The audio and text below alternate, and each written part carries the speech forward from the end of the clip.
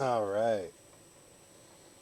We are live here on twitch.tv/PerryVonVicious. Welcome back, everybody.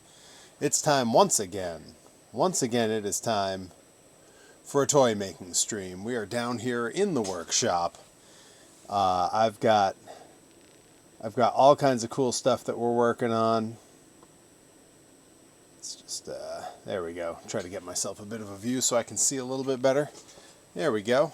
All right, we are set up here in the workshop. We're going to be doing some more painting on these 3D printed monster truck replicas. Thank you so much for tuning in on a New Year's Eve live stream. See, I'm going to cut back on there we go. Yeah, all right. So I got some bits and pieces here that we need to work on. We got some parts we'd worked on previously that I need to finish up so that they'll be ready for clear coat. Some of these I have not inspected since we worked on them last. I'm very pleased to say the chrome paint really chroming. I mean, doing its job. We just got to get into the little nooks and crannies that are hard to reach there, and this thing will be good to go. Then we got to let it cure up again, but that's really not that big a deal. So we're going to keep that nearby so we can work on that. We're going to have to sacrifice a brush to that chrome paint. That chrome paint is gnarly stuff, so it eats brushes alive. But we also have a whole slew of different tires and things that need to be painted up. Probably getting the black layer on all of those today. And then I'll show you my makeshift way to make sort of a drying rack for those. Very haphazard makeshift way to do it. Very cheap, which is ideal. And we got to finish getting the gray on this Bigfoot chassis. I can tell you, it's already looking real promising that that's going to look really nice once assembled. All these parts are a little cold, so their fit is a little wonky at the moment, but boy, that's going to look really good next to its counterpart here. Like, we're going to have, that's going to fit in real nice. Yeah, that's going to look great. I'm so psyched because this truck always belonged in this toy line, and they never made it. But that body does exist now in a modern toy line, and I just didn't like the way it looked with the old school toys. So we have our own way of making things happen. We just do it ourselves. We don't sit around and wait for someone else to make us the toy of our dreams. We make it happen on our own. I am still. I also have a chassis for this Samson toy as well. And we're going to have to make some big decisions on that in terms of what colors we want it to be. We can try to have it match, because these are all sort of modeled after this toy line. We could sort of have it match with that kind of dull gray. Or we can go off and maybe we chrome it up like we're doing to this one that's supposed to look like the old Superchargers trucks. Which, I mean, so far, it's maybe even chromier. It almost looks like they looked when they were new. No complaints there. Alright. But if I'm going to start anywhere, I'm going to start on the finicky bits. And that's going to be getting the gray mixed for this so that we can finish it off. I've mentioned it on previous streams. Regular viewers will know. When it comes to color mixing and color matching, I face my challenges. I'm not super skilled at matching the colors that I want.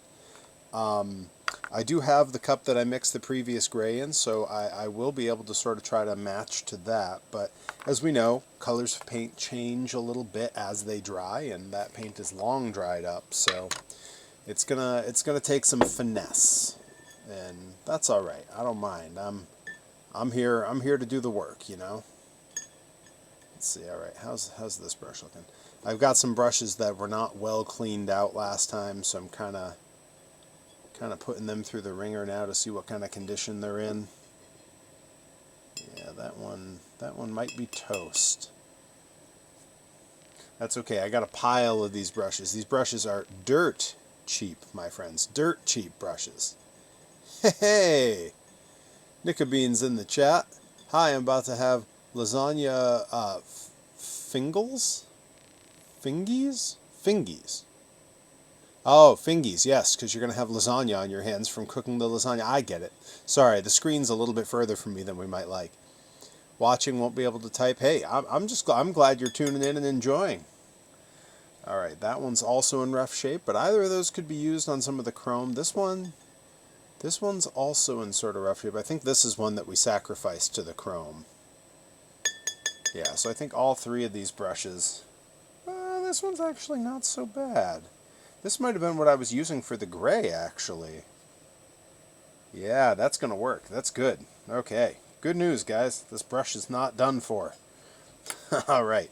Now we got to mix up this gray. So for that, I'm going to want a fresh cup. And people who've watched my... thanks for being on. Need the company. Rise photographing an event called Wrestle Your Friends. Oh, I'm not familiar with them. I'm glad that there's other New Year's Eve wrestling shows going on. I know GCW has one. There's one on IWTV that's widely or used to be a widely viewed show. I don't know if it has the same viewership these days. All right, we're gonna finish off the gray on the front of this, and this little engine piece here that's sticking up. We're gonna hit with the chrome marker right at the end so that we can then keep the chrome marker out and work on this chassis. We're going to polish both of those off, and then we got big decisions to make on some of the colors for the other trucks. So let's get to mixing some gray here. Always got to shake these things up. They're sitting down here in the cold basement.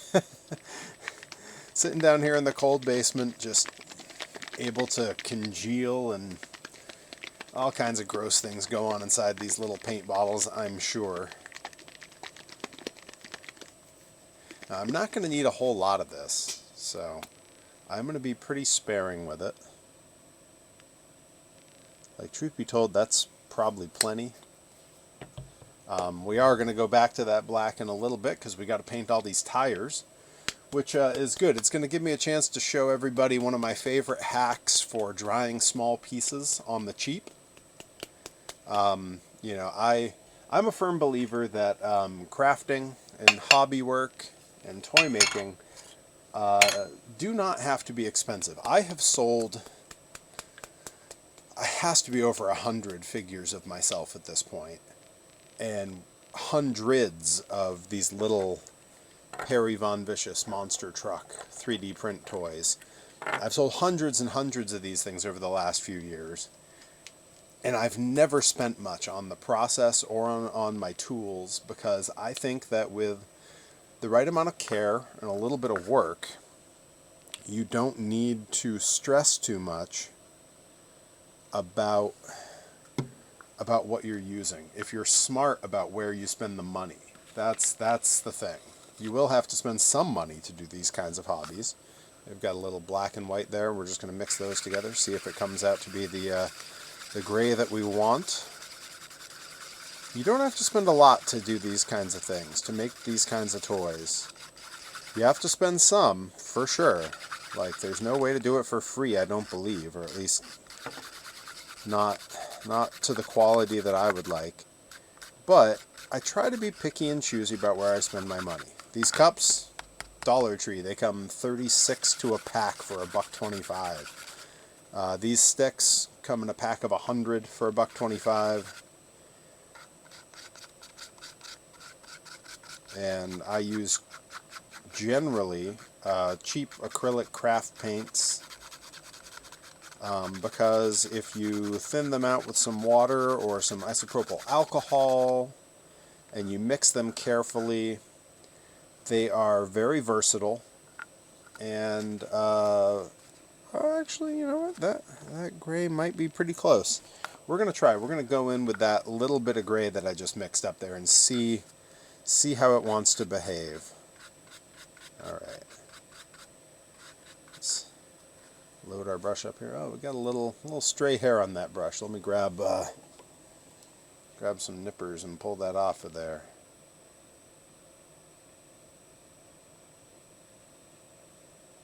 There we go.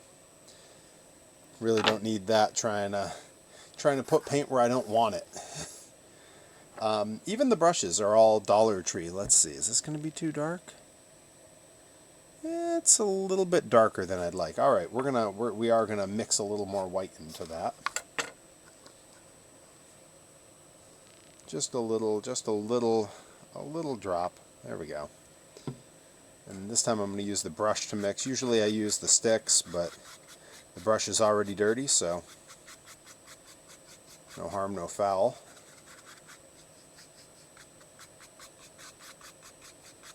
And it is a lot of mixing, because I want this to be a uniform color. I don't want streaks, I don't want marbling. I want a flat color. Because again, I'm trying to emulate the look of these old toys. And when you look at these old toys, it's all just solid colors. There's no shading, there's no streaking, there's no marbling. And that's you know, generally speaking, that's factory limitations, you know. Extra colors, fancy colors cost extra money. And that's not that's not what toy companies, especially in the 80s and 90s, that was not the business they were in. All right, let's see. How's that looking? Oh, that's the one. Yeah, that matches. That's like a dead-on match. All right.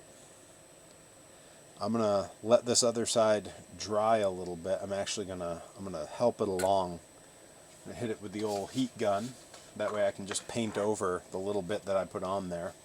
I could try to wipe it off, but I have bad experience wiping this stuff off of stuff. So, headphone warning, heat gun, turn it on, folks.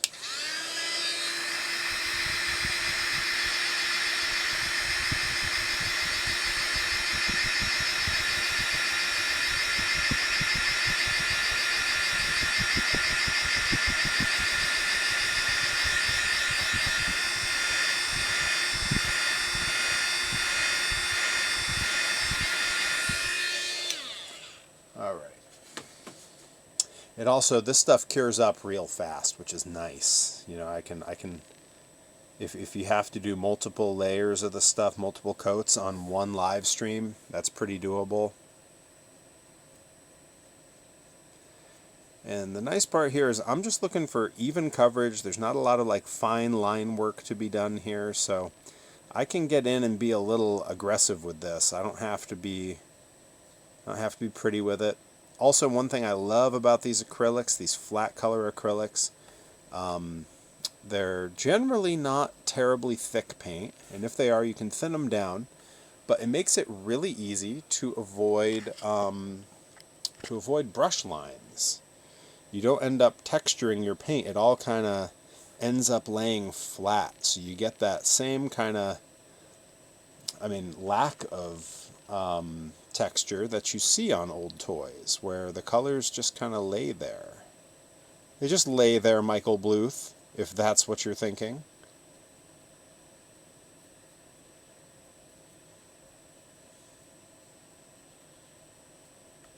I'm excited at the end of the stream here. Our good pal Johnny Torres is live tonight for the first time in quite some time. He's playing Silksong, the game I've been playing. And we're going to hop over and raid him when we wrap up. And I haven't been able to raid him in months. He took a break from streaming, recalibrate his gear, get everything up to where he wanted it. And I'm real happy to be able to hop in and raid Torres at the end of this stream. That's right, I'm already looking forward to the end of the stream. It makes it sound like I'm not having fun. But, you know, everyone has their own way of spending New Year's Eve. You know, some people are party animals. They want to go out and be social. They want to see people. They want to celebrate that way. For me, I'm just happy to be here. I like this. I like making my little toys. And in this particular case, this is a project where this toy is for me. This isn't something I'm going to sell. This isn't a prototype for anything. This is going to go on my shelf in and amongst my vintage monster truck toys, where it will fit in beautifully because I've designed it specifically to do that. So this is like a fun little project for me. It's very low stress in that regard. You know, the only person I have to impress is me. I'm also on no real time frame for it, which is nice. So if I don't like how something looks, I can redo it and not have to stress. You know, when I'm painting the figures, I have a lot of things I have to stress about. I have shows that are coming up where I need toys to sell. You know, that's part of how I make my money at my live events, is selling my action figures. Alright, I think that's full coverage. I think we got there. Great. Oh, it looks so good. I'm real happy with this. Alright. There we go. Full coverage. So I'm going to hit this with the heat gun again. And then we're going to... I'm going to lose the gray because I don't think I need it right now. Go ahead and dunk that in the water so it can start the healing process.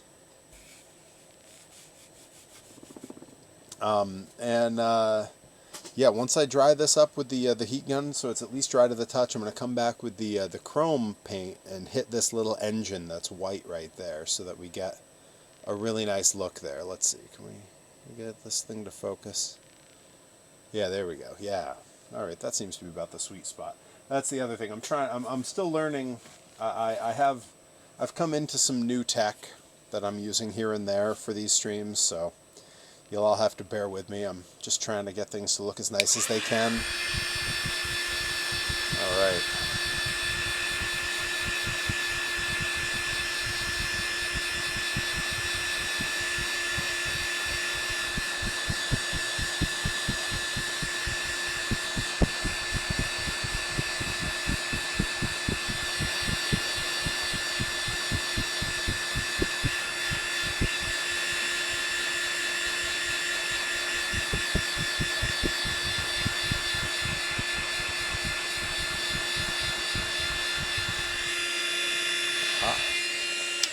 The nice thing about this process is as I'm moving about and have to shift it around so that I can dry all the edges, I get different points of view on it, and I can see like, oh, there's a spot I missed. Now I can go back and I can fix it. And again, very low stress because this is just for me. So I'm not fretting it. All right, let's get in here. Get a little of that paint on our brush again. We're just going to get right in there.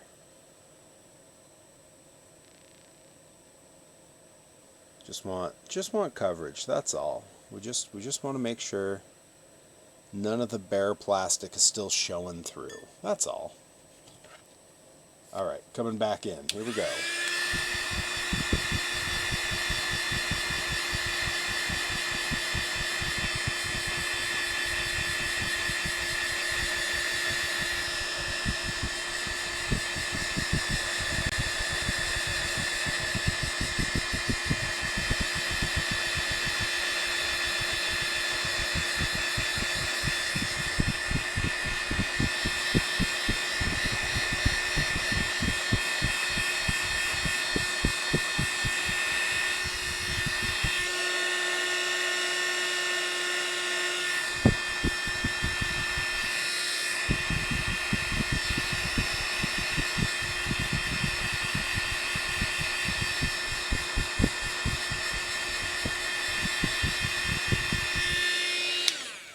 That's looking pretty good. It's dry enough now that I can just set it on the table. So now I'm going to come in with one of my favorite new toys, that liquid chrome pen.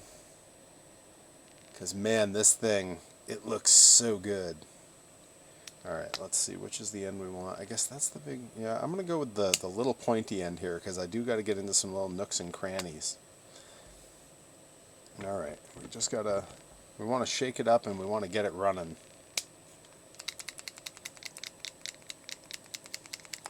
There's one of our bots telling us where the cheap viewers are. Is that time of night already? Holy moly.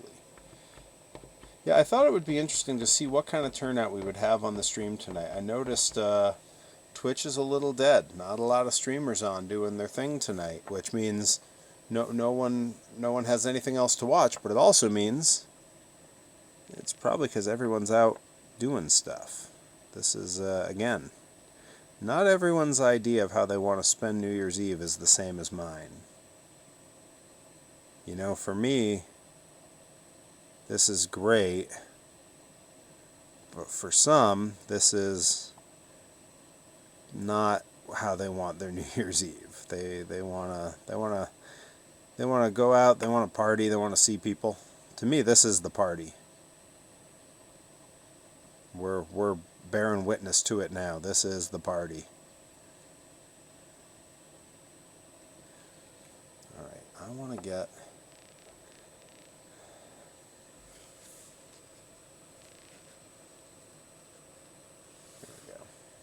Had one little smudge where I didn't quite want it, but if you move quickly, you can just wipe stuff off. No problem.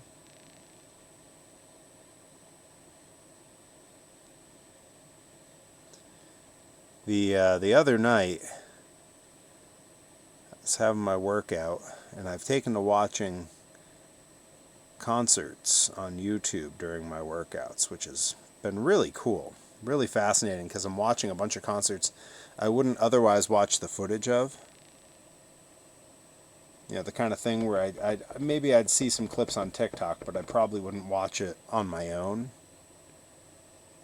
And boy, I stumbled across post Jackson 5, the Jacksons tour from the 80s. It was when Thriller was already out, which is crazy that Michael did a tour with the Jacksons after Thriller had dropped. Clearly, he had no idea what kind of mega hit the Thriller album would be. And it's really interesting because, yeah, they throw some Jackson 5 hits in there, but generally speaking, he's just got his brother singing backup on his songs, because that crowd, they wanted Billie Jean, they wanted Beat It, they wanted Thriller. They weren't there for the Jackson 5 classics that night. But man, what a set. Incredible set. They had great special effects and things. All right, that engine chromed up like that is looking really nice. And under the hood of the truck, that's going to look really cool. I think under different circumstances, I may have designed that so that it would have been a little bit easier to paint. It was a little finicky, but I got it all done in one go, so, you know, not that bad, right? We got our little Bigfoot driver in his Bigfoot uniform. All right. I know that chrome paint can't really be rushed in terms of it drying, so this is just going to get hung back up over here. If I can... Oh, you know what? I don't even have to hang it up. It can just sit upright because everything's dry except for that little engine. All right. As long as we had the chrome pen out, I guess we're going to come back to our chromed up chassis here, which, boy, oh boy, is that looking good. Look at that in the light. Holy moly. I just got to finish getting coverage, that's all. Not all of it is covered, and that simply will not do. I'm going to need one of my cups, because I'm going to use my little trick of dabbing out some of this paint and then getting it on a brush, a sacrificial brush. Let's see, which of these brushes do I hate the most? Which one do I have the least use for? Ooh, yeah. This is one that I chopped down some time ago to make it really short. And it's meant to just kind of stamp color into a thing. And that shows you how little care I had for this brush that I was willing to take some scissors to it and hack it down. And that's how I'm feeling now. I think that's the sacrificial brush, if ever there was one. All right, that's the little pointy end. I gotta label these ends so I know which one's the pointy one and which one's the fat. Oh, I guess it's on there. I just never looked at it. All right. So I believe that I've kind of gotten all the coverage I can from the pen. So I'm gonna come into this cup here And I'm kind of just going to douche, douche, douche, douche, douche, and let a bunch of the paint run out so I can get it onto the brush. Just get like a good little puddle going in here. Doesn't have to be much, because as I've discovered with this stuff, a little bit goes a long way. I also don't want to beat up the nib on this too much. Boy, beat up the nib sounds dirty. Not the kind of language you're used to hearing here on the Perry Von Vicious Twitch channel. Alright, let's see. What kind of coverage can we get with that? Oh boy, that's not doing a thing. Alright, we need more of it coming out than that. I might have to pull the nib out and actually dribble some of this out of here. But let's see, maybe I can actually just get in there. Yeah, actually I can do a lot more coverage than I did previously. We're just going to do a bunch of this by hand here. Let's get the camera up here so we can more or less see what's happening.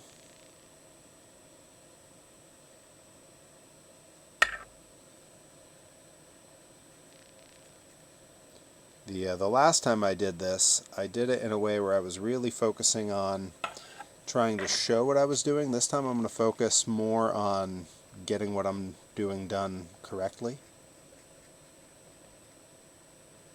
Because I don't want to have to do a third round of painting on this. I'd like this to be done here.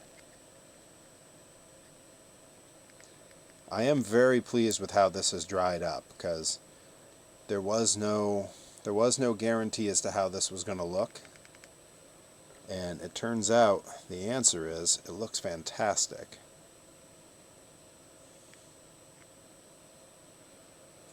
Like, the biggest issue I see with it is it's so shiny, I'm worried it's going to be susceptible to fingerprints, but, you know, that's alright.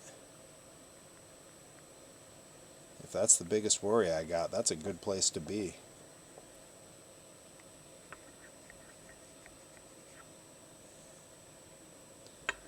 Yeah, now we're starting to hit that point where, like, it's not going to get much more coverage than I've gotten, because this pen is kind of thick, so it's hard to get into all the little nooks and crannies.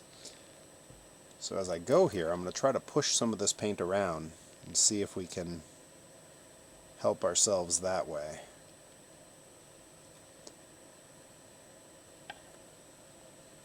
Yeah, kind of iffy. I think we might need a softer bristle than this. Yeah, I think we are, and I think we may need to take this nib off of here. And for that, I'm going to need one of these. And then let's find a nice soft bristle that I don't mind parting with. I think this should do the trick. Alright, and there we go. I pulled the nib out of there. It does have a second end on it that's a bit pointier, so that's good to know for the future. And I'm going to pour some of this paint in here. Try not to lose all of it, I guess. Oh, it's not working that way. Interesting. It must have a stopper in it. That, or I've already used all the paint in this thing. Doubtful. I don't think that would be the case. Alright, maybe I can get by if I just use the softer brush here. Let's get a bunch of it out there. Try to get some on the brush. I mean, I can see it on the brush. Let's just see if we can get coverage in the hard to reach spots. Yeah, that's tough. I talked on the last stream about how one of the things people love about this liquid chrome paint is that it's already about the consistency of airbrush paint. So I may have to order one of those refill packs so that I can put it in my airbrush and get all the hard to reach places real easy. Fingies are clean, ready to type. Alright, welcome back to the party. Nicka Beans. That's exciting that Rye's out at a gig, though. New Year's Eve gigs. There's a lot of them, but there's also not that many of them. Like, I can see where, like, that's not the easiest day to fill. but also like maybe a real easy day to fill. Depends on what kind of work you do and what kind of connections you have, and I guess what worlds you work in, right?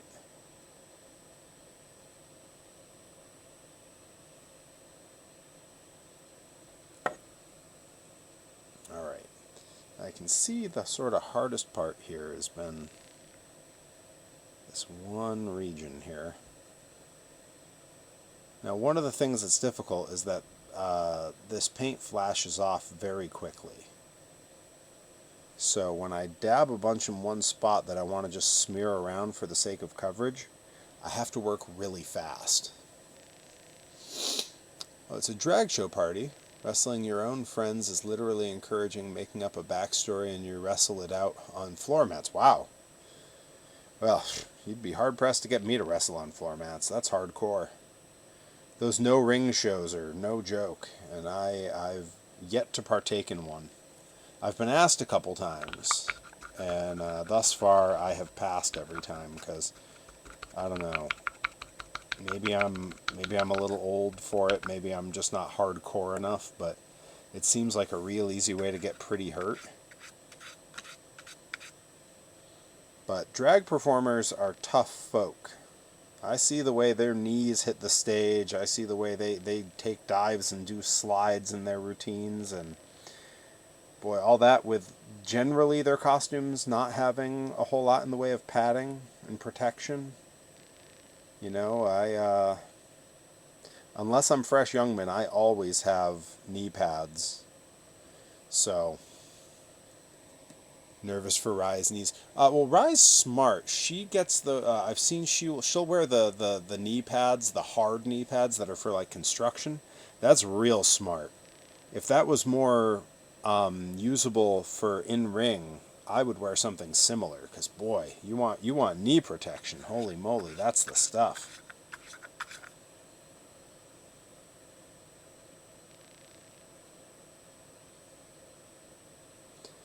But Rye's a hardcore kid. She'll be okay. Alright, let's get a look here. I think that's basically all covered. It's a little hard to tell. This paint is so reflective. Oh, she forgot them. Oh no.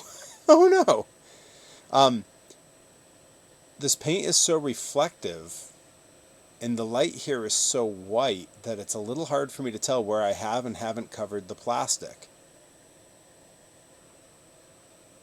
So I'm having to like move around and get different points of view. Some areas it's going to be cleaner than others, and that's something that I'm willing to accept as just the way that this particular material works. I have noticed there are some blemish spots on the chassis that'll show here, so I'm coming up and doing an additional coat to just let some smooth paint run all along it.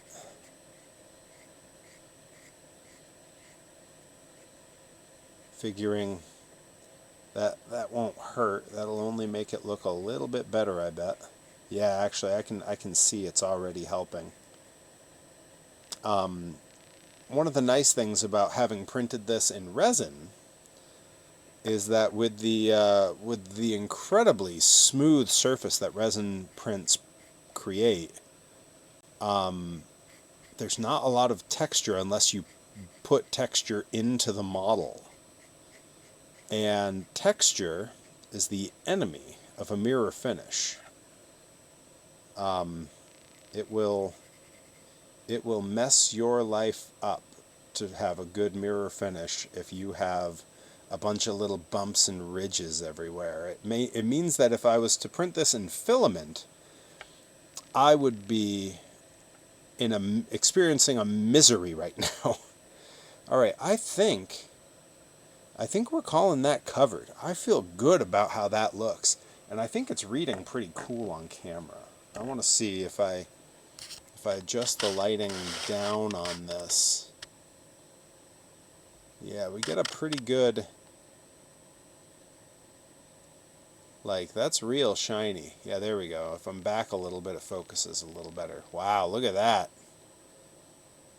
That's looking really good. Oh, cool. I'm so glad it's reading well on camera. You never know. And one of the things that I did, I was very cautious about, because I watched a bunch of YouTube videos and I read some tutorials. This particular paint does not like to dry quickly at all. You have to give it a very long cure time for it to set up and stay shiny. So since I was last on stream doing this, a week ago, it was last Wednesday, I believe, or it was last Tuesday, I think. Yeah, it was last Tuesday I was down here in the workshop. So over a week I let this cure before I touched it again. And I'm going to let it go at least another week before I touch it, which is going to be so hard because it's going to look so good with this old square body Chevy Blazer body on it, and with the supercharger tires that I modeled up, especially once these are painted. But these are going to take some time to finish too, because I need to do the chrome on the inside. The hubs are going to be chrome on this. So everything's going to take a while to dry. And it's going to be a test of my patience. I'm going to hang this on the rack so that it can begin that long drying process. And the process probably takes extra long because it's generally pretty cold down in this basement. If you're hearing a constant hum in the background, that is my little space heater, without which this stream would be impossible. I'm not afraid to tell you. Alright, for now I'm going to cap off our chrome pen because we have other matters to tend to. Wow, you can even see the shine just in the paint in the cup. Look at that. That is incredible. Alright, good. Okay, we can set this and this aside, over with the dirty cups. A lot of the dirty cups I'll reuse later. Once the paint's dry enough, it doesn't chip back up too badly, or if I'm doing like a top layer or something, where it doesn't matter if the paint's a little cruddy, I will absolutely work it that way. Alright, and these sort of sacrificial silver brushes are going in the water to at least keep them from getting any worse for the time being. Alright, so now we're moving on because we need to paint our tires, and we have a lot of them to get through. I have these Matchbox Supercharger style tires, which very closely meet the original. The style, the shape, everything pretty much as close as I could get them. I have sort of a more modern build on that. It's a little square, a little deeper tread. That's for our Samson truck. And then I have these little guys, which are meant to look like these from the old Hot Wheels series. And they are, you know, very, very similar. So pretty happy with how that turned out.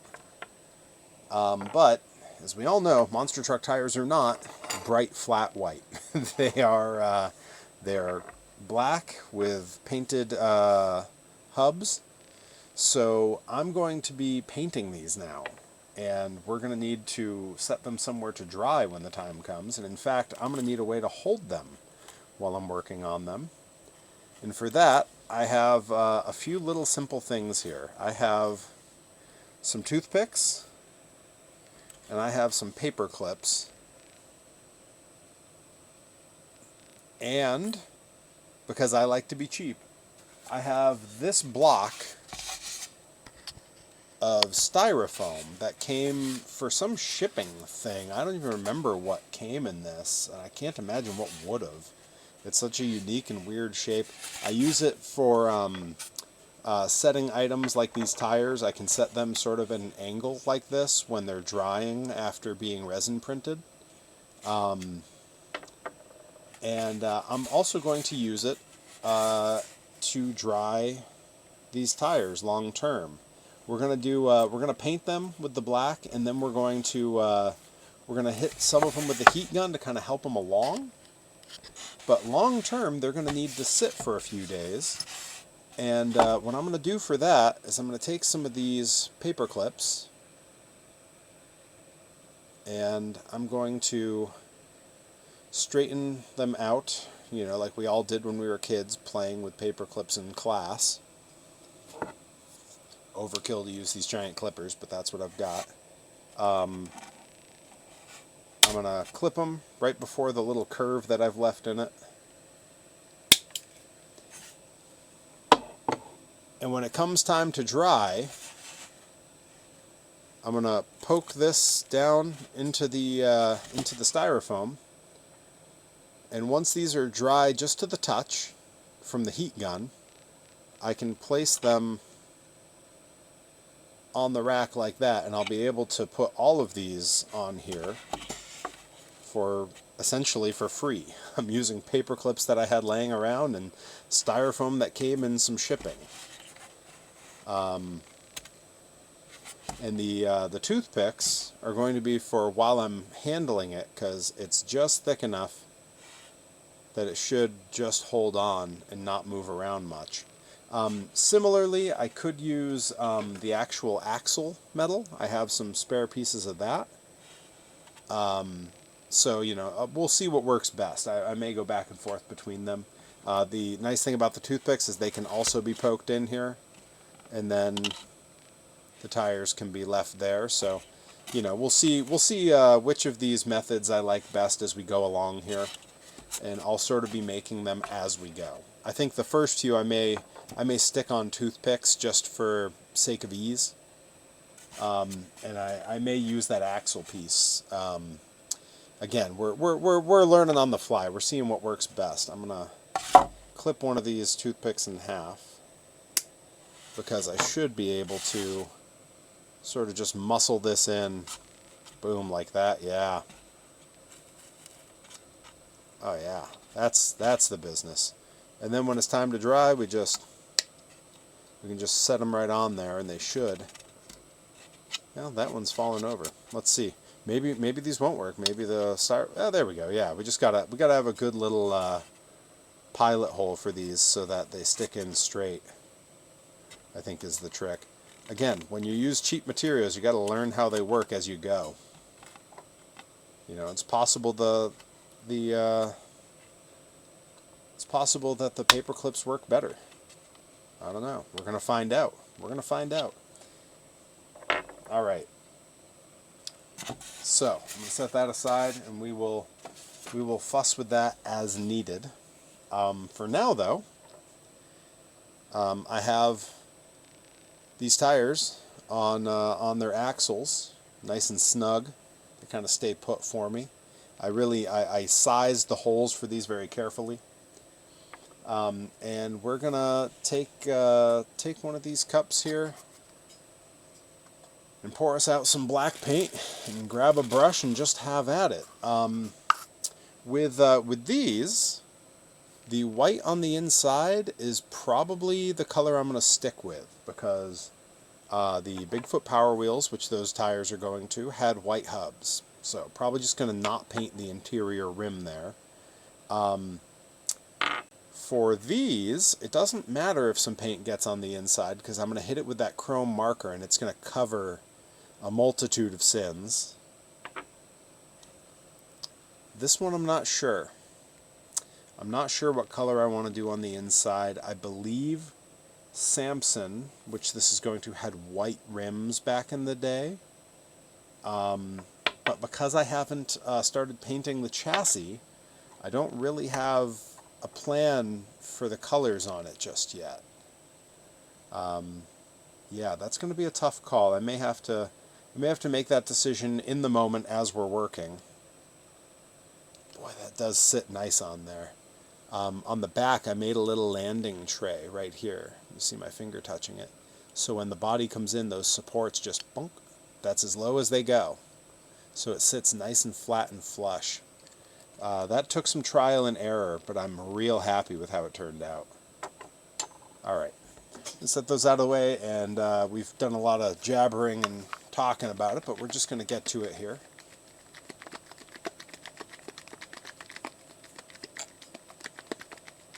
Then we'll have to pick out which brush we want to work with. Like I said, a lot of this can be fairly haphazard, because I need to get paint down and in between all the treads on the tires. But when it comes to those hubs, I want some control. I want to know where my line ends. So I may have to switch brushes partway through, go to one of my thin detail brushes. I had considered something I could do in future builds. I can take this shape because I designed it myself and make an inverse of it, and I could actually print a plug that would sit right inside the hub to work as a mask. And then I could put the plug in, use spray paint to do the black, and then pull the plug out, and the center hub would have no paint in it. So something we may try in the future, you know. A lot of this is very trial and error, which is, you know, that's half the fun of these projects, really. Okay, yeah, that's going to work. Let's see if I just poke that guy in there. Yeah. Let's just test and see. Is that going to sit, or is it going to fall over?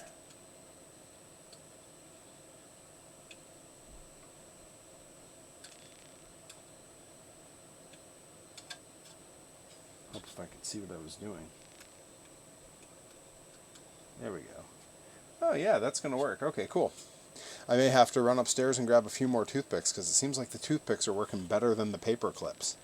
When I did paper clips for this previously on projects, I was using much lighter tires that were filament prints. Filament prints are considerably lighter than resin prints, often because they are not solid all the way through.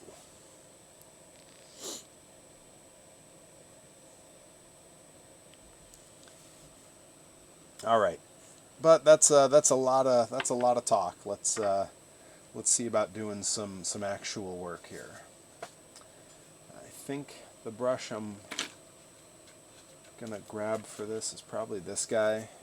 It's an imperfect, dirty brush, and this is dirty work. We're just using black paint, so it's not like we can mess the color up really. All right, getting in here, and we're just gonna start having at it. And it's going to be real, there's going to be like a real glare and a real shine at first because the paint is wet, but this stuff dries very flat. I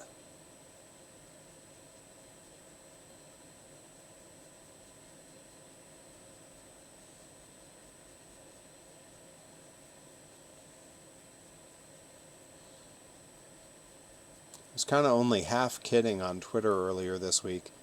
I got the idea to maybe make some Perry Von Vicious Chia Pets. You know, I make a lot of retro toys. Like, that's kind of my style for what I have at the merch table typically. And I was kind of only half kidding about it. It seems kind of doable. And it was Johnny Torres's fault for making jokes along with me on Twitter. So we'll see. Who knows? I might get real ambitious, and we might end up with a, you know, Perry Von Vicious Chia Pet that I sell at shows.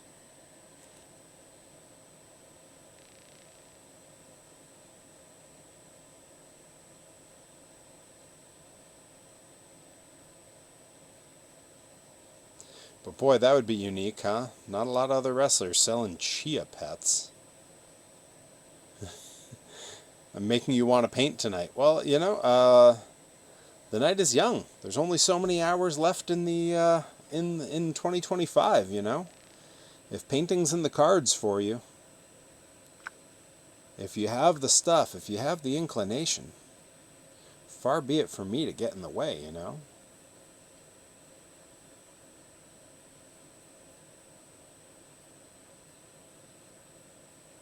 And again, I'm not being too cautious about the line around the hub here, because I'm planning to hit it. Actually, it wound up being really clean. Yeah, that line in the hub there. Let's see, is this going to focus for me? Really clean line for really not trying. Perry catnip, Perry parsley, yeah. Make planters, yeah, oh yeah, yeah. I could see any of those ideas being pretty great. Yeah, this actually came out being pretty clean. So, you know, depending on how this stuff dries, we may get to chrome these tires up tonight, which would look really nice. For right now, though, I'm going to hit this with the heat gun so that we can take it off the axle and stick it on the drying rack, and I can work on the next one. So heads up on the noise.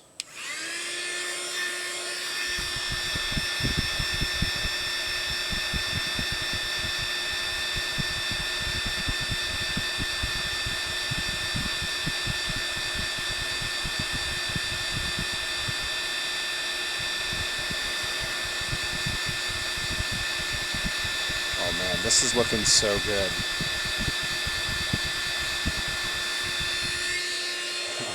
I'm turning this off for just a second because I want to see if I can get this to focus here. Like, as it's starting to dry, that tread, look at how nice that looks. Oh, that looks so much better on camera once it's drying. Wow. Wow.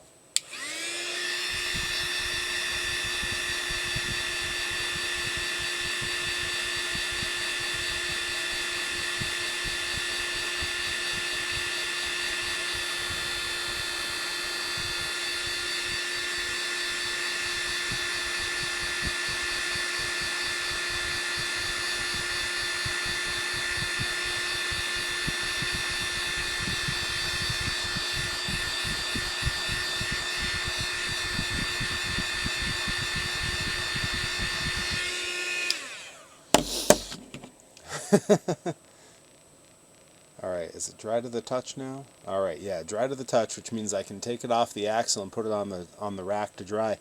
But I just want to see, are we going to get this thing to focus? Yeah, there we go. That's looking really nice.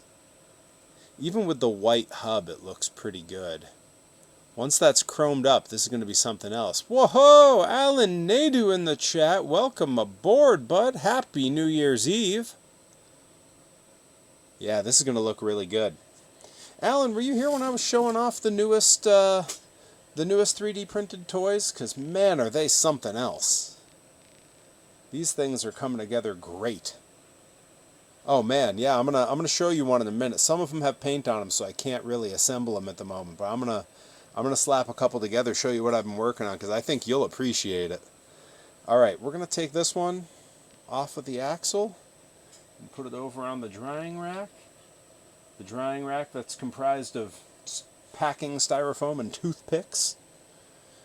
All right, before we paint the next one, because Alan Nadu rolled into the chat, we're gonna point that down at the table a bit. And I've been doing this where I've been making these chassis that fit the modern monster truck bodies. This one fits so well it was kind of stuck. Let's see if this is going to give me the detail I want. Yeah, there's a little driver, a little engine, and it's all meant to look like the old Bigfoot Champions series. And it's coming along really nice. I have one here that's been painted that'll probably show a little better on camera. I've got my little Bigfoot driver in the cab, little chromed up engine on there. And I've got a whole bunch of different tire styles I've been working on. These look like the old Matchbox Superchargers. These match the Bigfoot Champions tires. And then I have one that sort of splits the difference with a very aggressive tread, but it's more the supercharger style. And that's going to go with this Samson truck that I've been working on. And I'll show you what that's going to look like, because we can do a rough assembly. So I've moved on from printing the axles inside the chassis like I did with these guys, which made them very brittle. They could break very easy. It was a filament print, so there were some detail issues that I didn't love. But now I'm using inexpensive aluminum rod for my axles. If I can get my hand on one here. And the way this is going to work is now it just goes into my chassis here.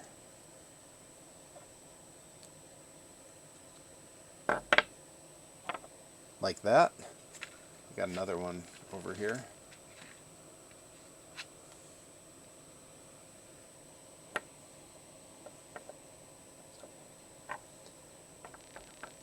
And so now we got our roller, and once the body goes on, man, oh boy. I mean, how good does that look? Come on. Yes, the trucks where you could swap out the wheels. That is this series here, where they have the bloop. You could have the travel tires, you could have the medium tires, and then It also had the bigger tires like you see on this one, where I have made a replica that matches and fits on because I was short one. But yeah, I'm real happy with this. Like, this is how they're all kind of looking, but they all have their own style and their own variety. Nickabeans was watching earlier when I was using the liquid chrome pen. It's one of my new favorite toys. This engine, I mean, we've all worked with silver paint, and it never looks that shiny. But even this isn't doing it justice. See, I wanted something that looked like the way they used to chrome the old supercharger bodies. Real chromey. And did we ever achieve it? This is the chassis that I have for a supercharger style one. And look at the chrome on that.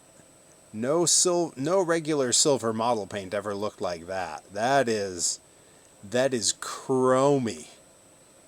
And I am so psyched for when I get to assemble that. That's going to get this very generic Blazer body that I ripped off of a 98-cent Walmart truck.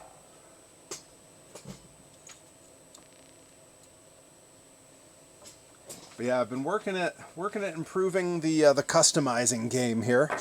This was the last filament customized job that I did. This was a Gravedigger with regular old silver paint in the hubs rather than the nice chrome. I did make a rear engine, and there is a little Dennis in there with his green helmet. And it's pretty cool. I got the Grandma Digger body on there, and it's nice, but I think this is a whole nother level of nice. Like, this rolls more smoothly. It's got a lot more detail. I'm real happy with it. And the plan, eventually, we've talked about this on the channel a bit now, is because I'm essentially building an army of my own custom style monster truck toys, I'm going to build a track where we can do downhill races and we can watch them all. Like, very excited. Chromie for a Nomi Gabby Forza monster truck when? Gabby Forza does sell the 3D printed gnome figures that I made for her. So, we're almost there. She and I do have a business relationship in making toys already. It exists. For a while, this was before Ozzy's passing, so the joke was a lot funnier. But I was saying, Rip Bison being a metalhead should team with Gabby Forza. Because with his love of Ozzy, they could be called Gnome More Tears. Come on. Gnome More Tears. Nickabean says, I never got one of hers. She still has them. She still has some. I didn't paint them. If you watched the streams back when I was sanding them for her, I was doing the finishing work on stream. She opted to do the painting herself. She got them back in April from me. And she only just started having a few of them at shows a couple months ago, because she sat on them forever before she started painting. This is something I tell people who hire me to make toys for them. If you're going to paint it yourself, be ready to do that work. Going off the rails on a Nomi train.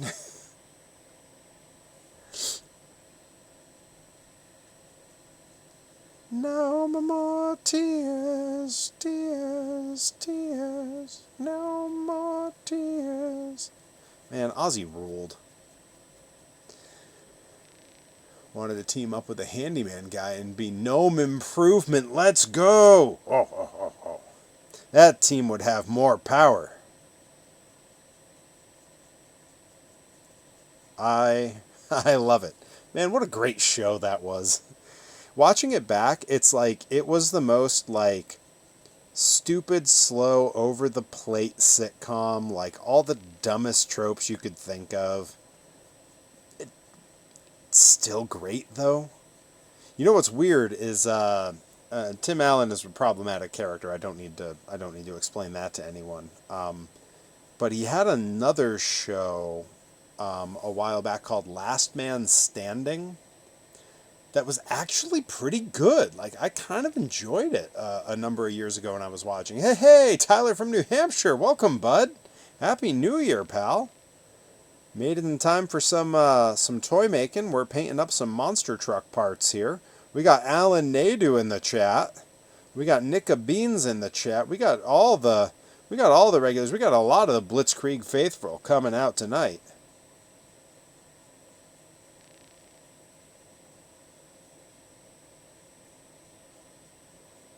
Blitzkrieg, of course, returning in February. Big show coming up.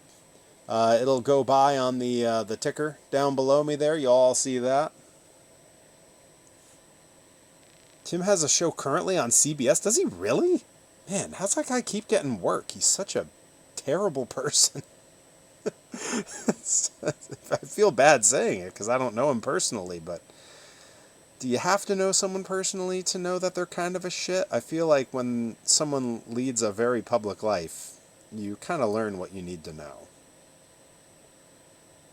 I lead a fairly public life, and I feel like you can all make your own decision on what kind of person I am. And I don't have nearly the exposure of Tim Allen. That guy's properly famous. All right, and that's tire number 2 painted up. Set down the old brush here, and we're gonna hit this with the old heat gun. Warning to anyone with headphones. Oh, that's right, with Kat Dennings. That's right. Wow. Andrew WK's wife plays Tim Allen's troubled daughter. Man, what a crazy life. Also, shout out Andrew WK for locking down Kat Dennings. What a guy. Man, that guy knows how to party. All right, we're just getting this dry enough now to where it can be handled so that I can put it on our drying rack and let it properly cure up. Man, Andrew WK rules. Oh, I'm sorry, Alan. Did you not know that Andrew WK married Kat Dennings? Yeah. You talk about a power couple. Holy cow.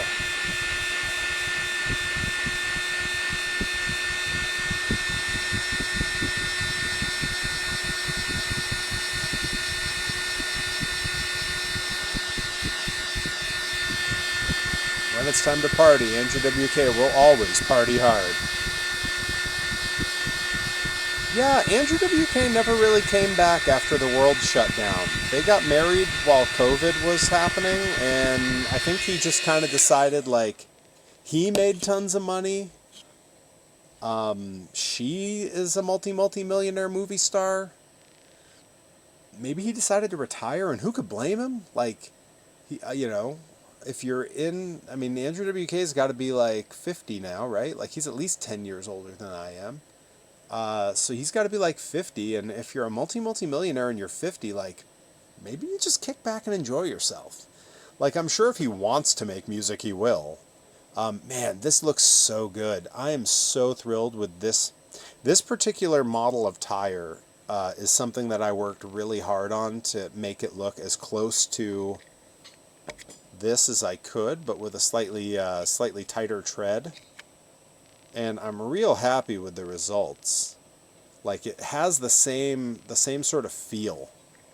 And man, that makes me so happy, because these were the trucks when I was a kid. These Matchbox Superchargers, which I've said it on stream, but I'll say it because Alan Nadu is here, and Alan Nadu is a fellow monster truck toy aficionado. I had almost completed my collection of Matchbox Superchargers. There was one that eluded me. It was a toy that was only available for mail order in the UK.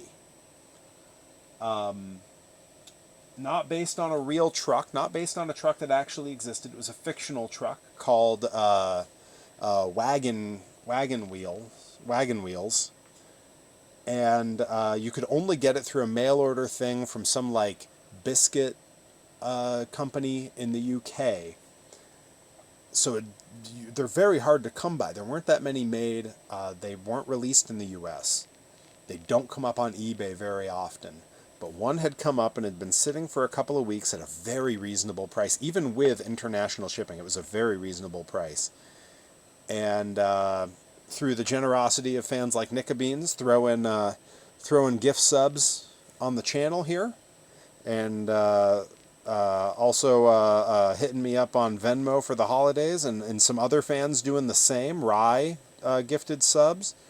My buddy Jaime gifted subs. We had a huge raid from Eric Badour on his channel. I cleared way more money than was going to take to get that truck, and I decided it was time to treat myself.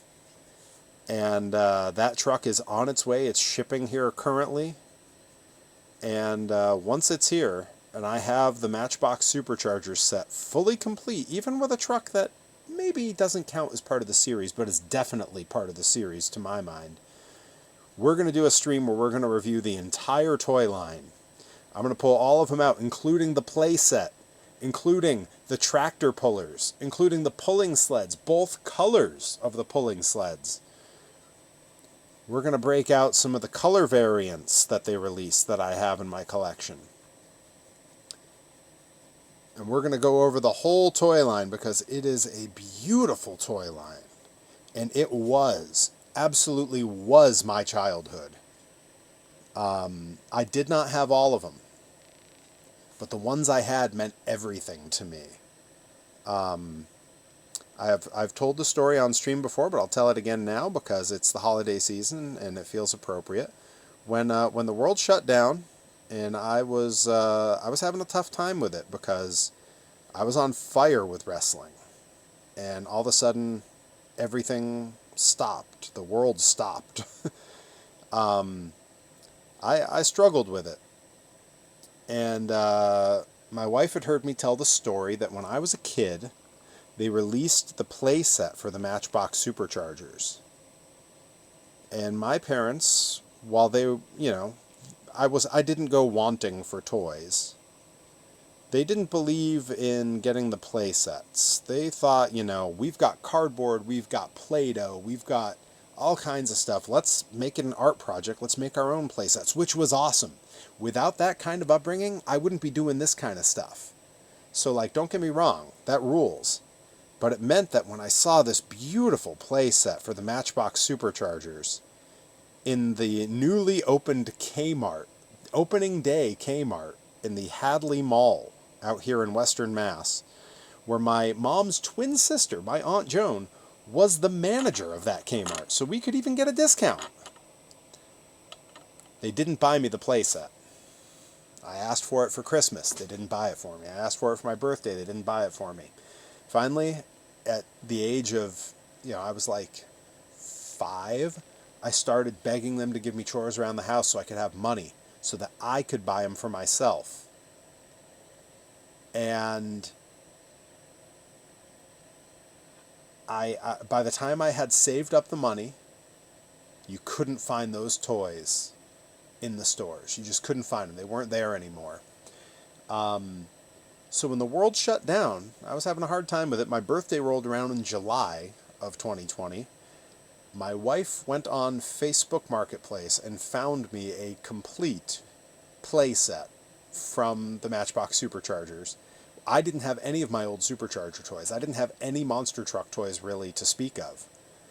And she got me the play set, and when it arrived, I was surprised that when I opened it up, the person who sent it to us threw in for free from the Supercharger series, Rollin' Thunder, USA 1, and Bigfoot, all in the box with it.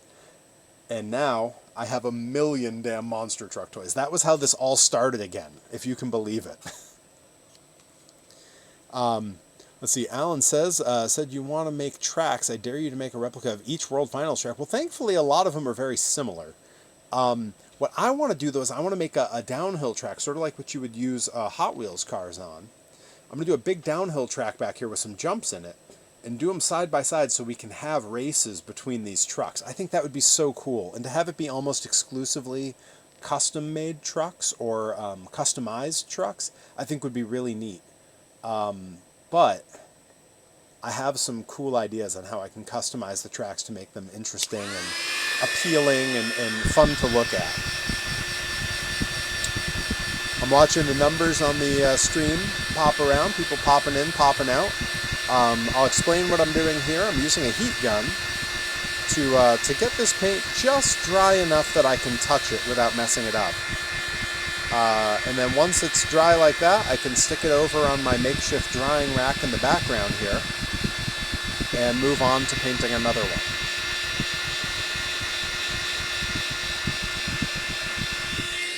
Alright, let's see if we can...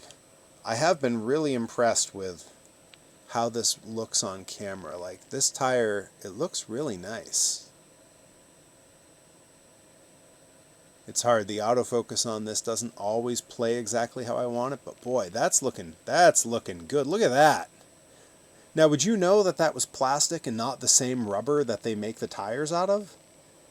Like, that finish and that color reads like a real toy. Okay, good. It's coming in crisp and clear then. Alright, we're going to take it off the axle here and put it up on the drying rack.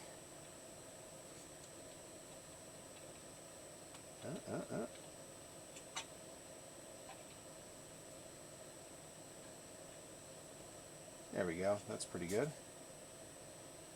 This one over to about there. Alright, we're on the last supercharger style tire.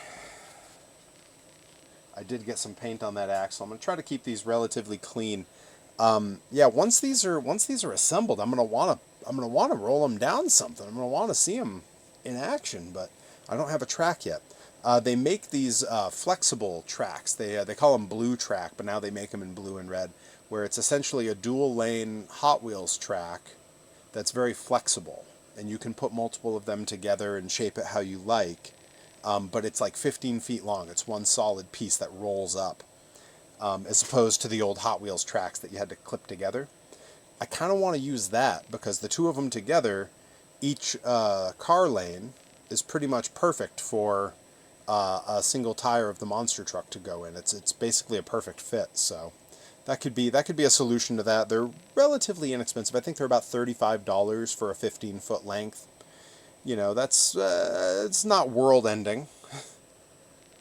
I mean, I could certainly try to 3D print something, but, you know, it's a lot of work for something that someone already kind of did the work for that is not really the focus of my toy making. All right, we're on, and we're ready to go with the last of the supercharger tires, and then we can start contemplating some of these smaller tires that are going to be a little more challenging to paint.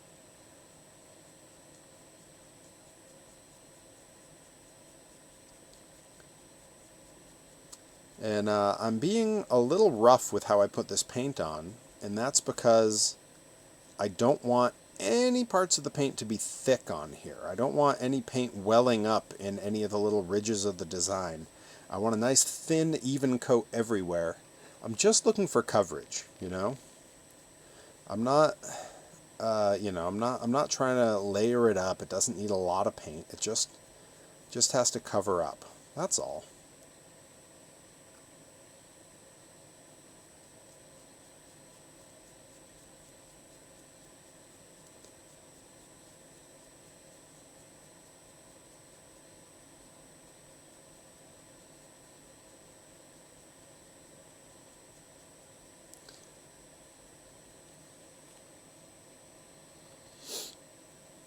Yeah, thank you all for spending your New Year's Eve with me.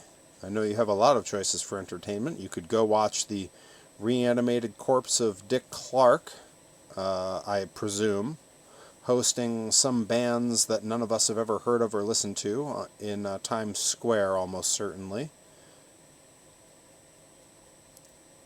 But instead you've decided to hang out here where we're painting 3D printed models of monster truck toys that haven't been on sale in 30 some odd years. So thanks for hanging out, guys. This has been a blast. When we wrap up here, we are absolutely going to raid Johnny Torres, who has returned triumphantly to the world of streaming tonight. He's streaming Hollow Knight Silksong, which I've been playing on stream quite a bit here. I tuned into a bit of his stream before I got started here, and he is much better at video games than I am. Watching him, I was like, wow, how's he so good at this?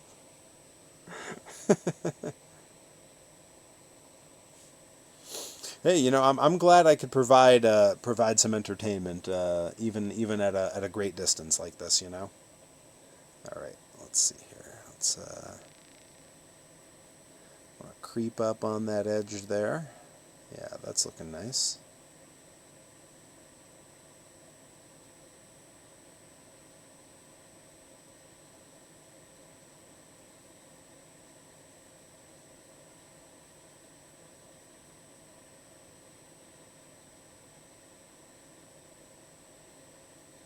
All right, and that's that for that one. Yeah. All right. I'm glad that the process of painting these tires has proven relatively simple. Dick Clark remains dead. It's Ryan Seacrest. Are we sure? I mean, there was a few years there where we were pretty sure that it was a wax figure of Dick Clark. Like, he was not doing great at the end there. It's not fun to pick on someone who's ailing in their late years, but they really shouldn't have been putting him on TV anymore. He was in rough shape the last few times.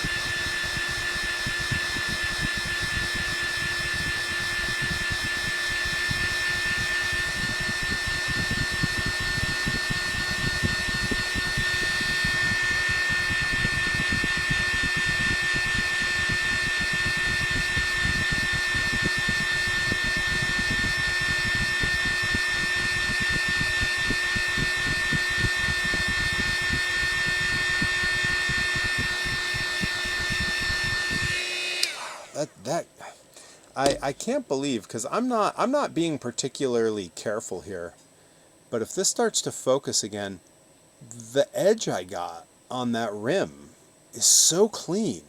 It's a shame that I need to chrome these rims, because if they needed to be white, they're done. Like, that's real nice.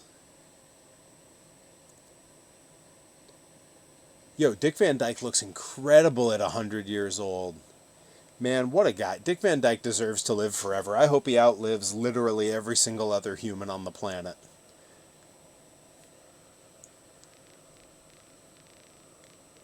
Alright, let's see here. I need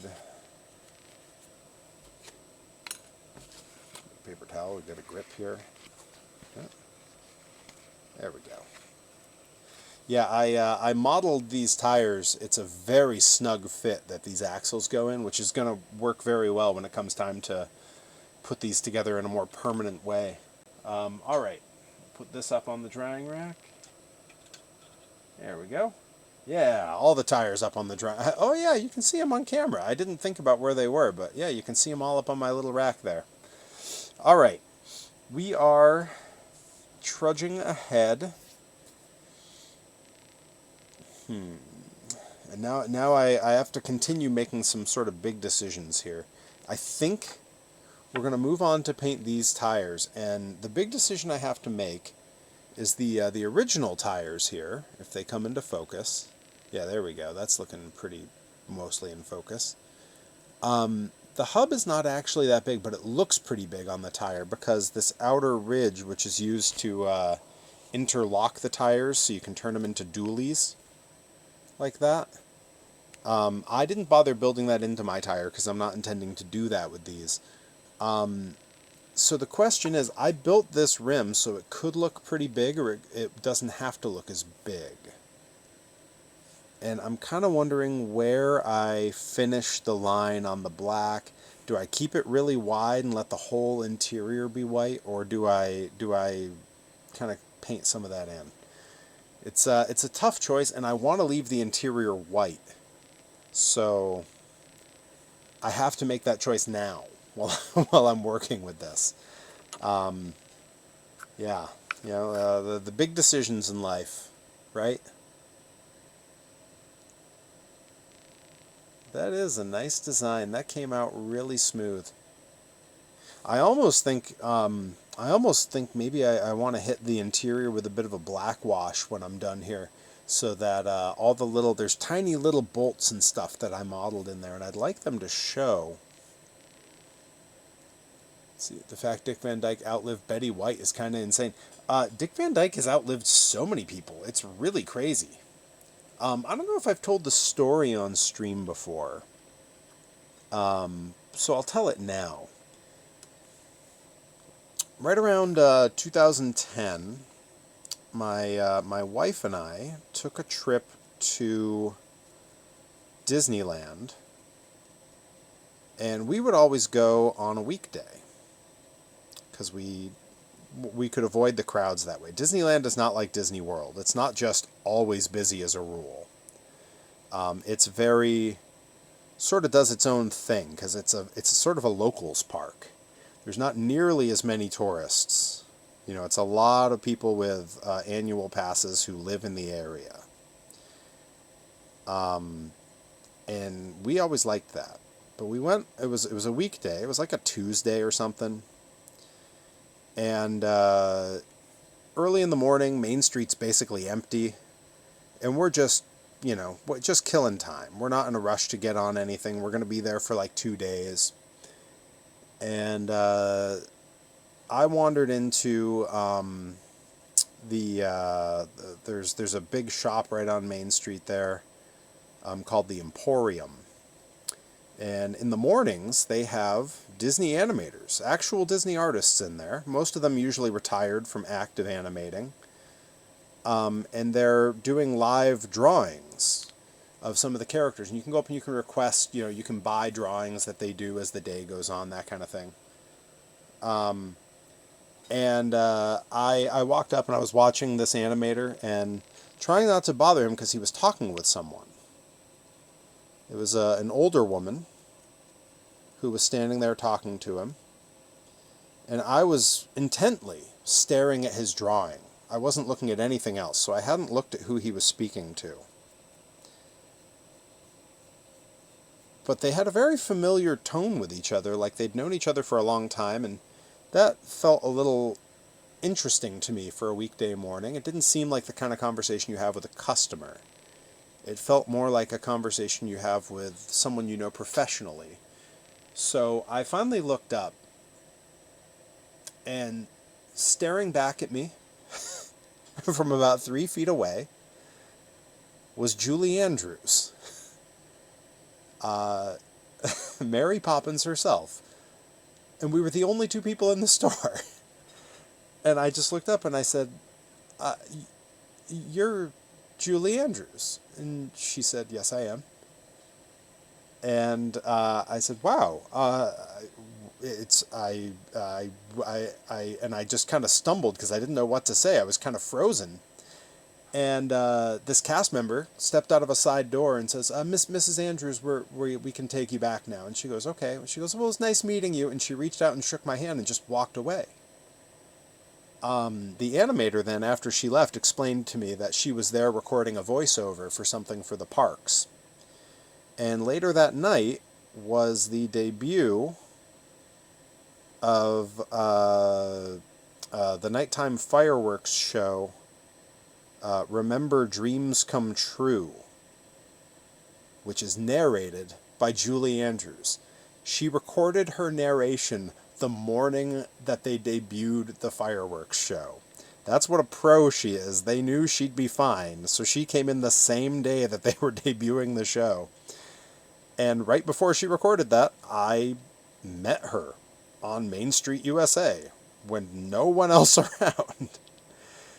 Truly one of the weirdest celebrity meetings. And like something I'll remember forever. She couldn't have been nicer. And I think it was because I didn't, I was standing there for so long before I even looked up at her. I think she saw that I was clearly, I wasn't going to be some weirdo. I was interested in the drawing that was going on in front of me and little else. And I think she appreciated that. But yeah, it was a very strange experience, and one that I still don't really know quite how to make sense of to this day. My wife walked in like a minute later and says, "Yeah, I knew I'd find you here." And I go, "Hey, you won't believe it. I just met Julie Andrews." And she just stared at me blankly. I go, "Yeah, I just met Mary Poppins." And she goes, "Uh-huh." A reasonable reaction. A perfectly reasonable reaction. And I turned to the animator who was working there and I said, "Could you please tell my wife that Julie Andrews was just here?" And he goes, oh yeah, she had to go back and do some voiceover work. just like, honestly, one of the strangest moments of my entire life. But, you know, who could predict that that would happen, right? Like, I couldn't have ever guessed that I'd ever meet Julie Andrews in any capacity, let alone Main Street USA first thing in the morning. Only other person in the store next to me as we hang out with an animator just watching him work. All right, I'm going to come in with this finer brush here, this really, really fine point guy, and see if I can clean up the ridge around the rim here. I'm only getting the tiniest bit of paint on here because I want a real clean line.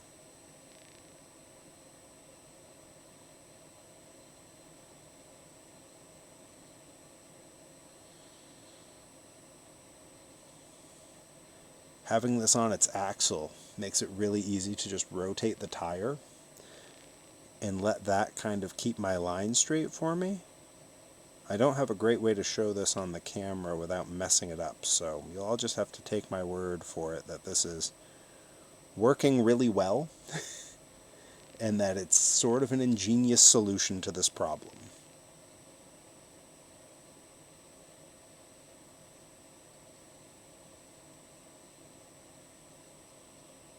Yeah, that gave me a fairly straight line. Like, I can kind of clean up the one or two little spots there. Yeah. Yeah, look at that. Clean. All right. Feeling good about this. All right, hang on. My phone's going nuts. Let me make sure I'm not needed somewhere.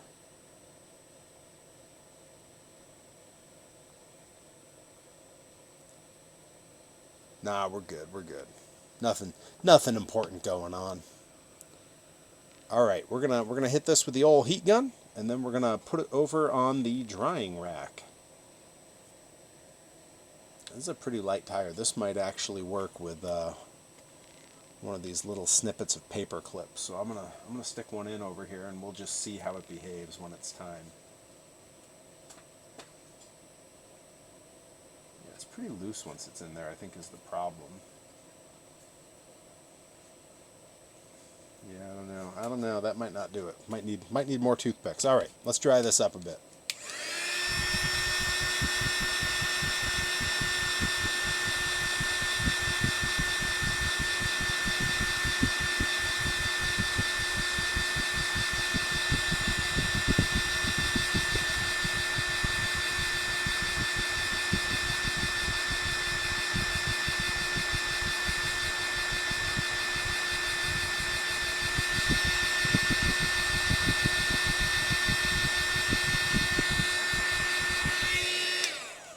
And let's see if we can get a good view of this on camera, because this came out really good. I need to come back a little. I'm always trying to find the sweet spot on this camera. There. Oh, we had it for a second.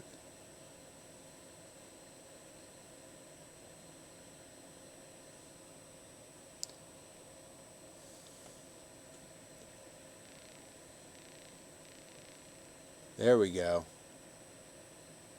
Yeah, that looks really good.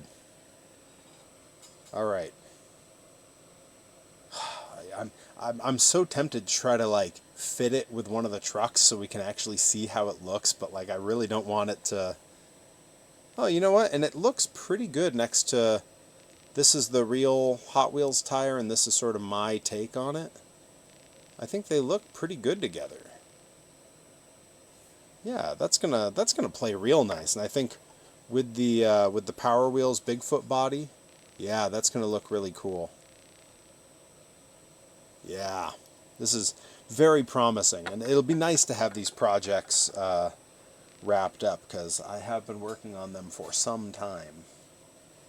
All right, let's get a toothpick in place here so that we can set this up to cure.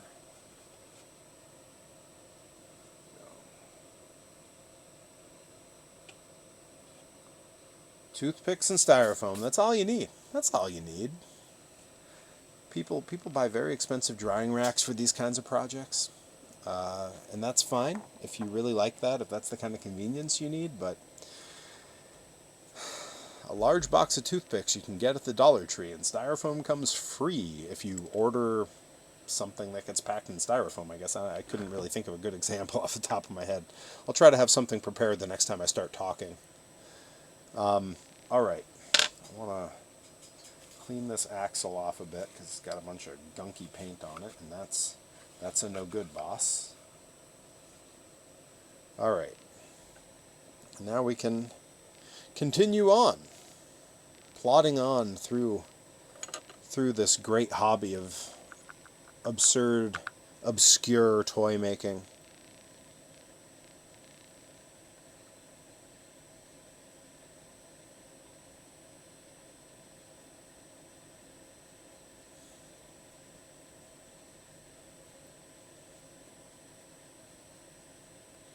I was chatting with my dad a little bit about some of this toy making, and he kind of asked me. He said, is there a market for what you're doing with these toy trucks? And I told him, not particularly, no. And he got a real kick out of that because for two reasons. One, because it's very me to obsess about something that no one else cares about. That I would want to remake versions of toys that no one's thought about, that no one really cares to think about, is very me. So he got a kick out of that. But there too, he also liked that with there not really being a market for this, it's clearly just a hobby being done for the love of the hobby. Like that, it's just a thing I wanted. And him being a mechanical engineer who raised me always working on crazy projects, it's very, very in line with how I was raised to know a thing that I want that doesn't exist and go, well, screw it, I'll just find a way to make it. I can make a thing. Something doesn't exist, and I want it. The materials are out there. You know? I mean, there's guys in flyover states that build themselves their own hot air balloons and then go floating over the city. If those guys can put themselves in flight, I can make some monster truck toys. You know what I mean? You know what I'm saying? I don't think I'm expecting too much of myself or this world. Now, this was the other option for how I could do the hubs here. I could sort of do like this sort of big hub is another way that I could paint these. I already did the other one the other way, so I'm going to do it like that. But this would also be pretty easy and not terribly different from the look here. But yeah, that particular way of doing it was definitely a little bit easier, a little less fussy. But the heart wants what the heart wants, and I'm not here to make this as easy as possible. I'm here to make this the way that I want it to look. You know what I mean?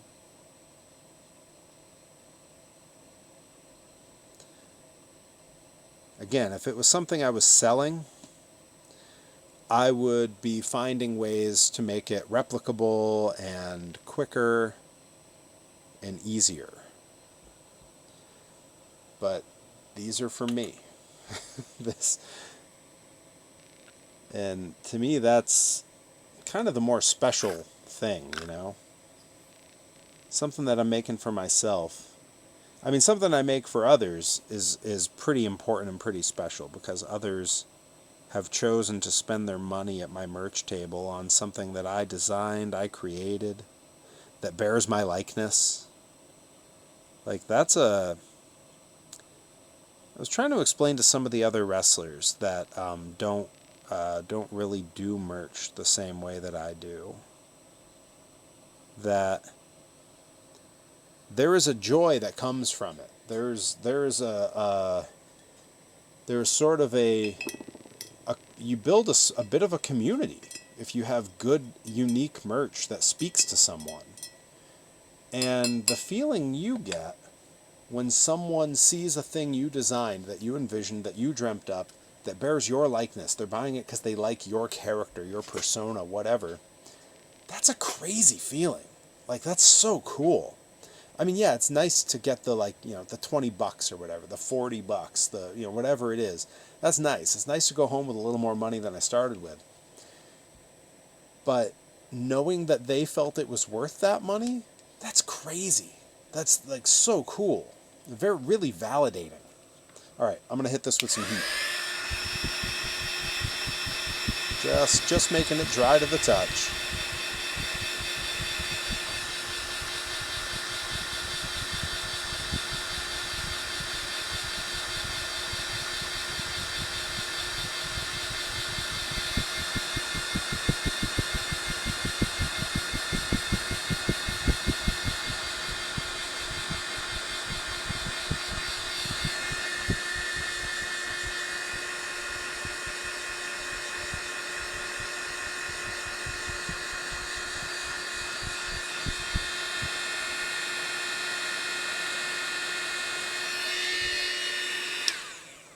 All right.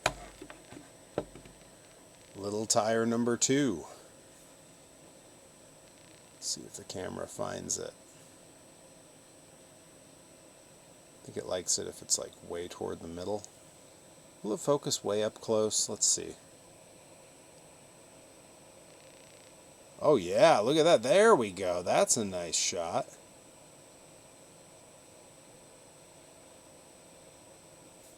All right. And I am going to have to run and grab a few more toothpicks.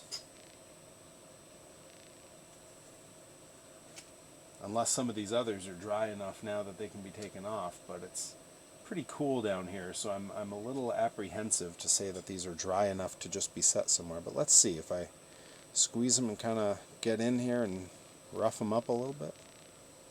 Yeah, I don't know. I think it might be. Yeah, these are dry. These are good. All right, well, I'm going to take those down. They can cure over here, and I don't have to leave the stream. I can stick around. Now the big question is, do I try to clear coat these? I don't think I'm going to be rough enough on these that I need to worry about a clear coat, and I think the particular level of, let's see if it'll focus up close.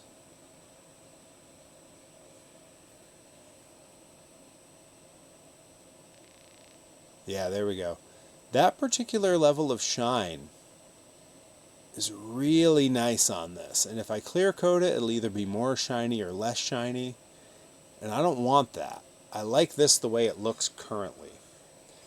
So we're gonna run with that. We're not gonna clear coat them. And again, the track I'm talking about getting is a rubber track. It's not gonna muck up the paint. So I don't feel like I need to worry too much about that. I am very lightly cleaning the brush right now because it was starting to get a little chunky. Paint's been sitting out. I'm running a heat gun next to it, so that'll make things a little wonky. All right, that should do it. How's this paint looking? It's hanging in there. We'll see if we can get another tire out of it before we have to freshen up our paint.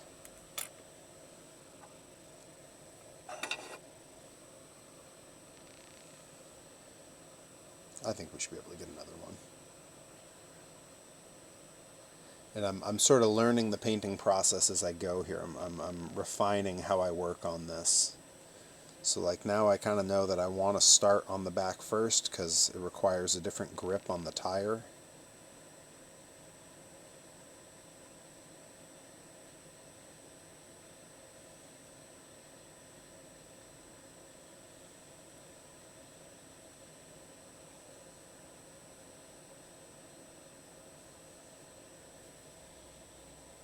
That's pretty good.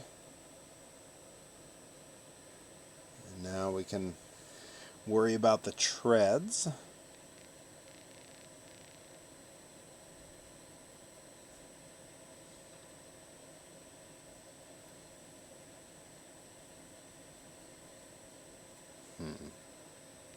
Hey, you know what? I like that initial grip. I'm going to go back to that. This sort of holding by the hub and by the axle is giving me a lot of control here. That's working really well.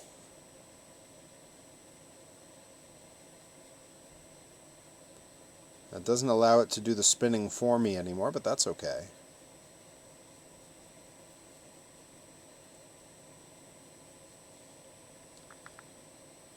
So I know Nickabeans is watching.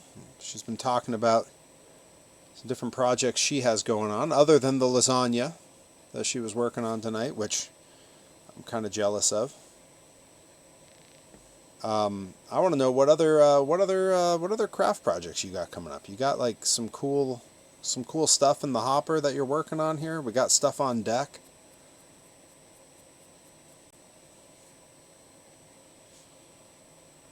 I'm always interested to know what folks are working on.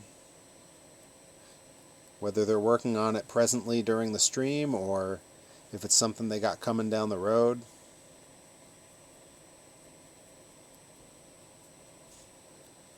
I know that you have a Perry figure that you're customizing, which is very cool. You'll be the first person to have customized one of my figures. That's not totally true. Early on, I had a figure that I made that I didn't sell that many of. I sold a few, but not that many. That did not have any moving parts. It was sort of a statue more than a figure. And one Sidney Bacabella is very meticulous about having action figures of his friends. And he does action figure customizing. A lot of painting. He's been known to refurbish old LJN toys. And he insisted on paying for and bought one of my early figures and painted it himself. It was the first ever painted Perry figure by anybody. And it was done by Sidney Bacabella, the one and only.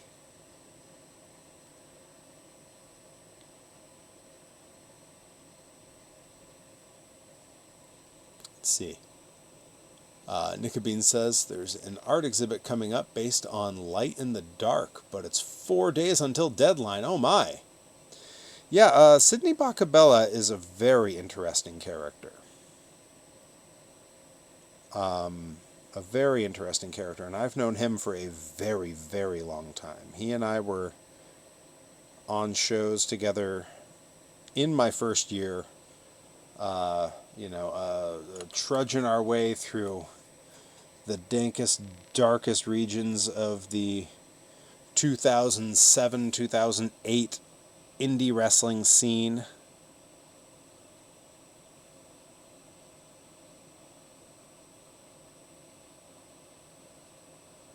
Often trying to help each other get bookings, scoping things out for one another, advocating for each other, and we've remained very close friends ever since. He's had my back anytime I've needed it. Again, this came out really clean. Like, I'm real happy with the line work. All right, I'm gonna hit this with the heat gun. Lather, rinse, repeat. You know the drill.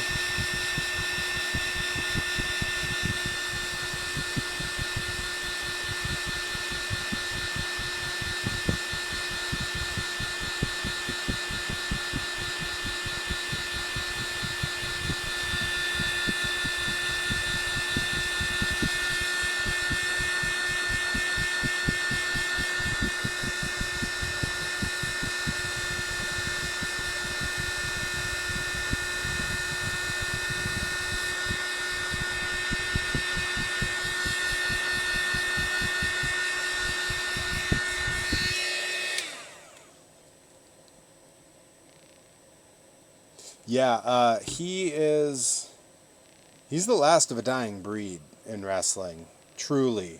You don't see a lot of guys who are managers first. A lot of people end up managers because they couldn't wrestle very well or because they got injured, or they just accept a managerial role because they're not good enough to wrestle or whatever it may be. A lot of people, you see that sort of happen. He is a manager's manager. He loves that style of wrestling entertainment that comes with old school wrestling managers. And he leans way into it. His character development of Sidney Bacabella has been incredibly interesting to watch. It started as something very basic that could be summed up in a single sentence and made it sound unoriginal and uninteresting. Oh, we got some flyaway bits here. I'm gonna clean up the edge of our brush here. And over time, he has found how he made the character his own, and he's gotten away from the initial way that one might have described it,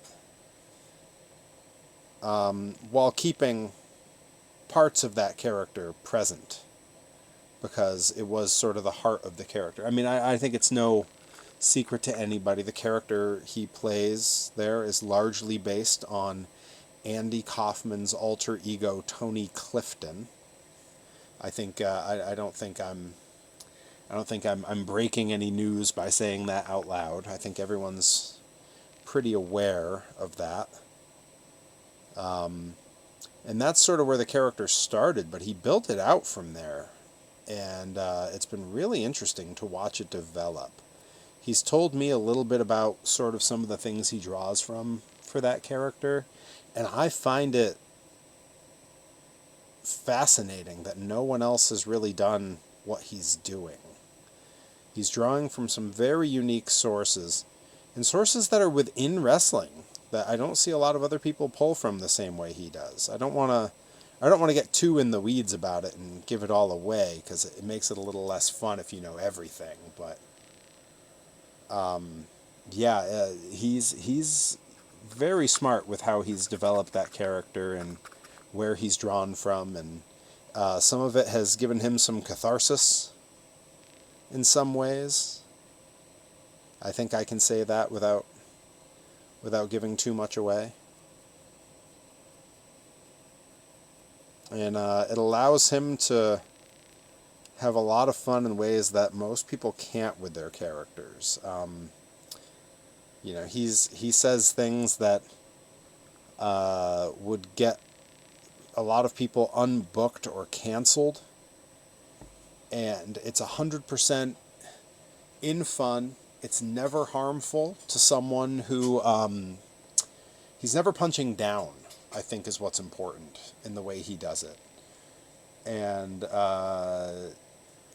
he never says anything that's over a line in a way that's not comedic or respectful. He's never disrespectful to someone in a way that feels like he's actually trying to hurt a person's feelings. Right? He would never insult someone's weight. He doesn't go after. And I mean, honestly, like, I get, like, cheap heat is kind of fun. That's like a thing with old school characters, is the cheap heat or whatever. But it's called cheap for a reason. And if you're good, like Sidney Bacabella is, and he is damn good, you don't need to do anything cheap. So he does stuff that's highbrow and almost conceptual.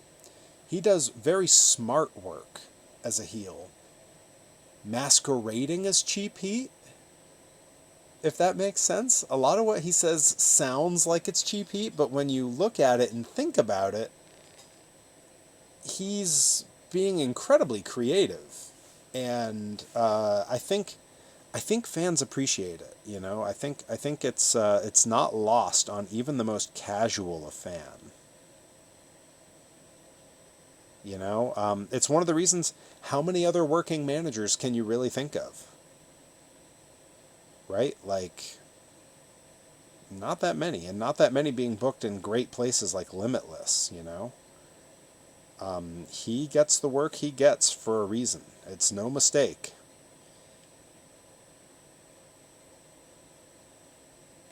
I don't really believe that anyone in wrestling gets a break by accident or gets good bookings by accident. I think everybody earns it. Yeah, exactly. Color of the hair. See, this is something that I always believe you can pick on someone for something they do. You can pick on someone for something they choose.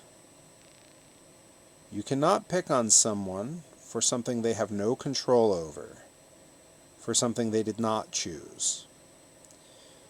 So I think it's wrong to pick on someone for something like their skin color. It's wrong to pick on someone for something like their sexual orientation, their gender representation. I think it's wrong to do any of that because that's not something they got to choose.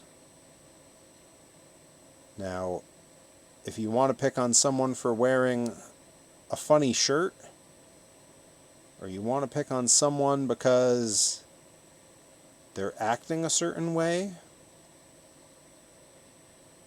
that's fair game. Those are choices they made. You know what I mean? I love 80s wrestling, and it reminds me of the stuff from back then. Absolutely. Completely. And he, you know, so many acts try to do the old school throwback wrestling thing. And so few of them do it in a way that brings it into the current millennium. And you have to evolve. There's a reason that, you know, the old school guys aren't still the top draws, right? Like, I've got loose screws on the bench I'm on, and I'm trying to fix them without seeing them. But they're also upside down to me, so it's hard for me to know which way I'm supposed to tighten them. So if all of a sudden my stool just collapses underneath me, that'll be why. We are going to wrap the stream shortly because I can see my laptop battery getting low, and I did not bother to bring down the charging cable. It's just as well. We're about to hit the 2-hour mark. That's about how long I like these to go. And we've made some really good progress. There's some parts here that look really nice, and I think we might be able to do a rough assembly of something here. Sort of get a visual going.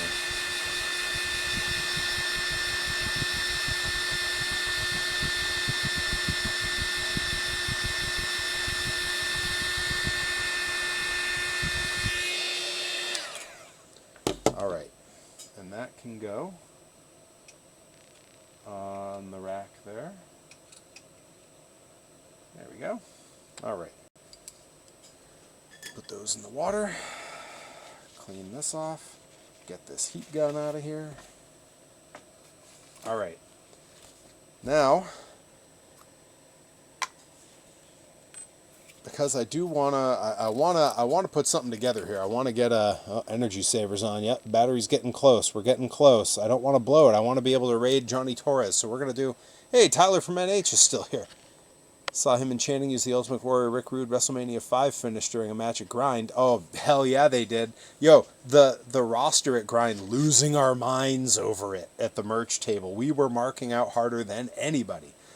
All right, I'm going to check. Let's see. How's this? This chrome is dry enough to work with, and it's not in a mission-critical spot. So here's what we're going to do. We're going to do a rough assembly. We're going to stick, and it's not going to be the finished tires. We're going to stick these supercharger tires on this painted chassis with the Bigfoot Power Wheels bodies so that we can see how this is going to look. And I'm going to try to do it very quickly because I am running very low on laptop battery. All right, so this assembly should happen pretty quick. Do I have tires facing both directions? Yeah, I totally do. Okay, cool. I do want it assembled correctly.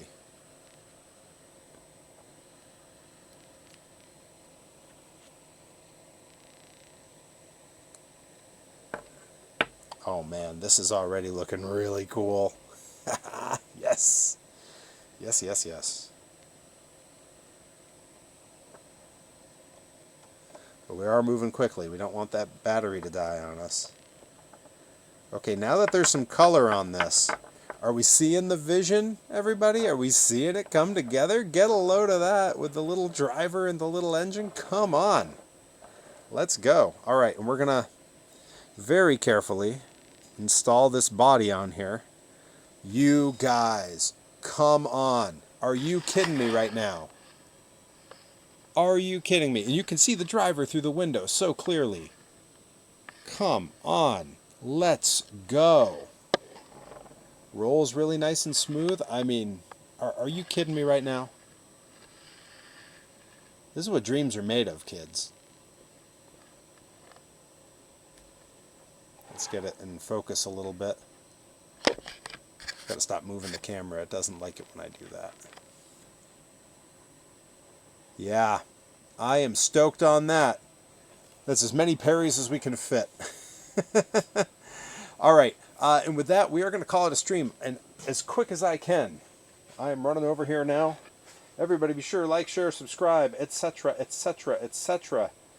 And as quick as I can, I am going to go raid Johnny Torres' stream before I run out of time and this battery on this laptop dies. It's already running incredibly slow, which is not a great sign.